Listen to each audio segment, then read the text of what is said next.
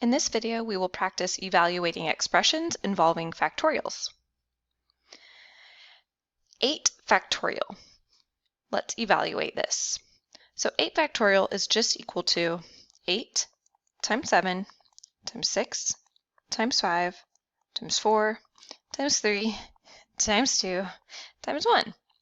So then we just multiply all those numbers together and we'll get what 8 factorial is. And it's a pretty large number. We get 40,320. Also, please know that while it's good to know what a factorial is and how to calculate it by hand like this, there is generally a factorial button, this little exclamation mark, in most scientific calculators. So feel free to use that as well.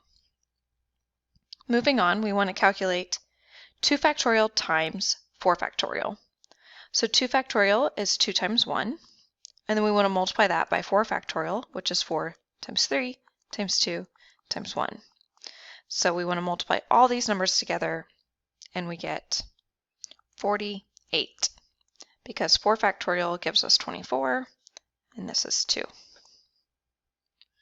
Moving on, part C says 7 factorial divided by 4 factorial. So here we want to calculate the top and the bottom and do any simplification or division.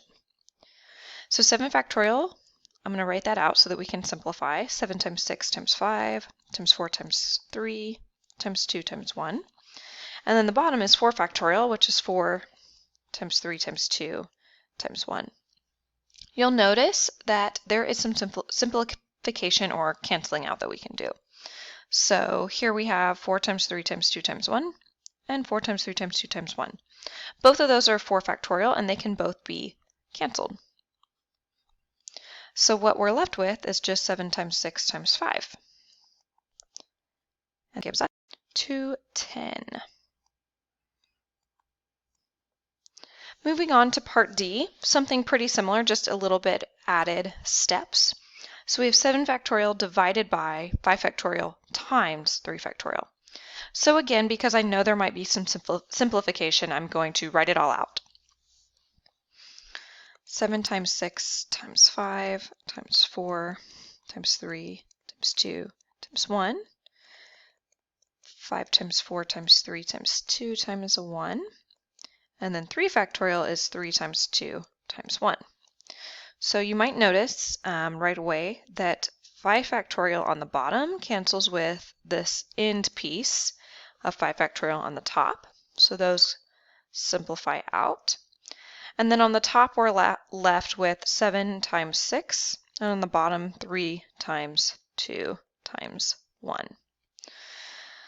6 and 3 times 2, those cancel out, and we're just left with 7. Now I do want you to know that while we're doing this by hand to understand what a factorial is and what simplifies and cancels, this is something that you can put in your calculator to check your answer.